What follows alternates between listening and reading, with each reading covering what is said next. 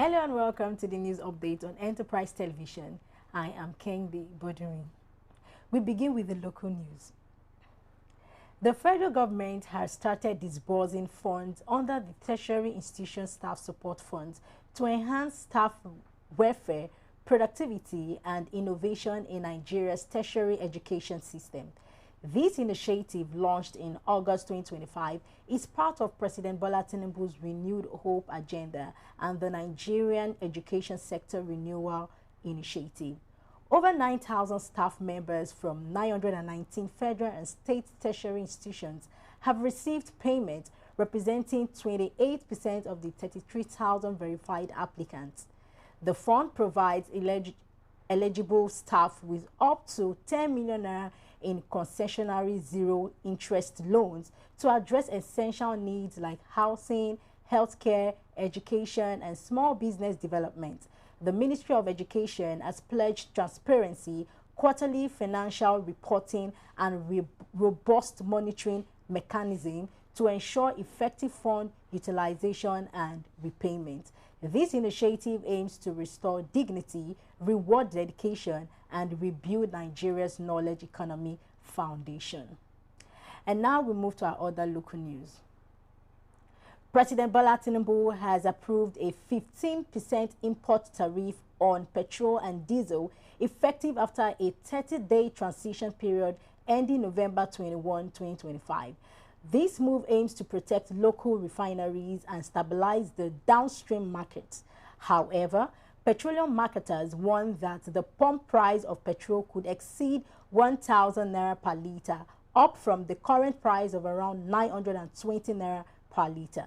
The tariff is expected to increase the landing cost of petrol by approximately 99.72 naira per litre.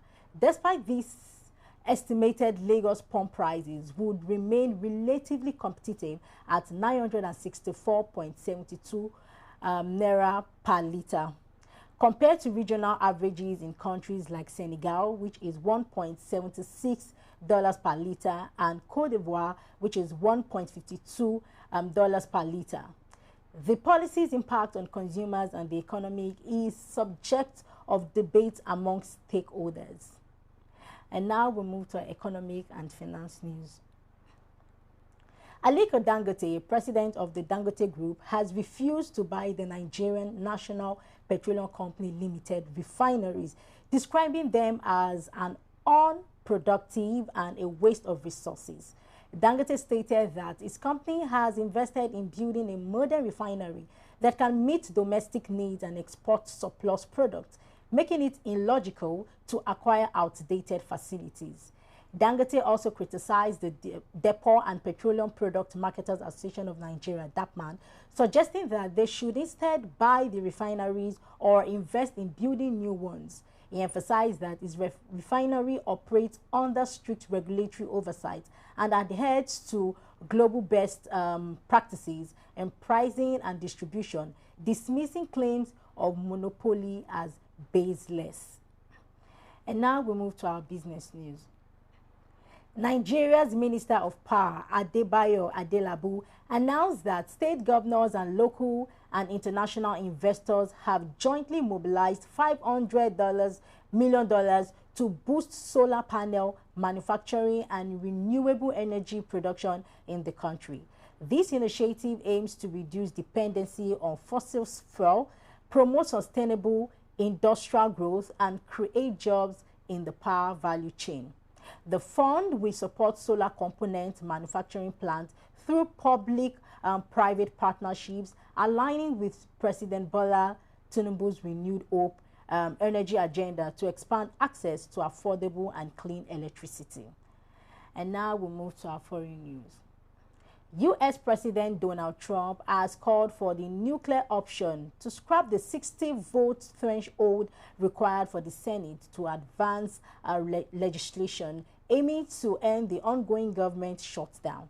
Trump argues that eliminating the filibuster would allow Republicans to pass legislation and end the shutdown without relying on Democratic support. The shutdown, now in its 30th day, has resulted in furloughs for hundreds of thousands of federal employees and disruptions to public services. The Congressional Budget Office estimates the shutdown could cost the U.S. economy up to $14 billion. Trump claims that abolishing the filibuster would enable Republicans to advance their legislative agenda and restore respect to America internationally. And now we move over to our sports news. Barcelona is reportedly eyeing Victor Osimhen as a potential replacement for Robert Lewandowski, who is expected to leave the club when his contract expires. Osimhen has been impressive for Galatasaray, scoring 6 goals in 9 appearances this season, and Barcelona's scouting department is said to be impressed by its combination of physical strength, pace, and finishing ability.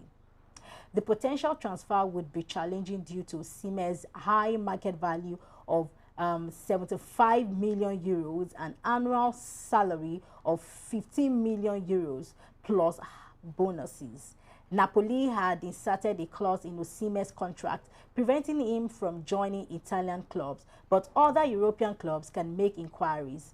Barcelona's interest in Osimhen signals their intent to rebuild their attacking force for the next era.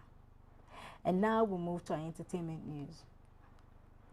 Priscilla Ojo, the wife of Tanzanian singer Juma Jux, has addressed viral reports claiming that her husband's luxury fashion store was set ablaze by protesters in Tanzania following the country's 10th presidential election.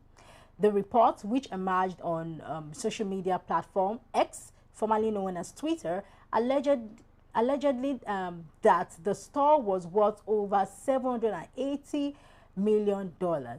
Priscilla Ojo clarified the situation via Snapchat, confirming that while some items were stolen from the store during the unrest, the building itself was not burnt. She wrote, "Looted but not burnt," to emphasize that the store was looted but not set on fire, reassuring fans and quelling the panic caused by the false report.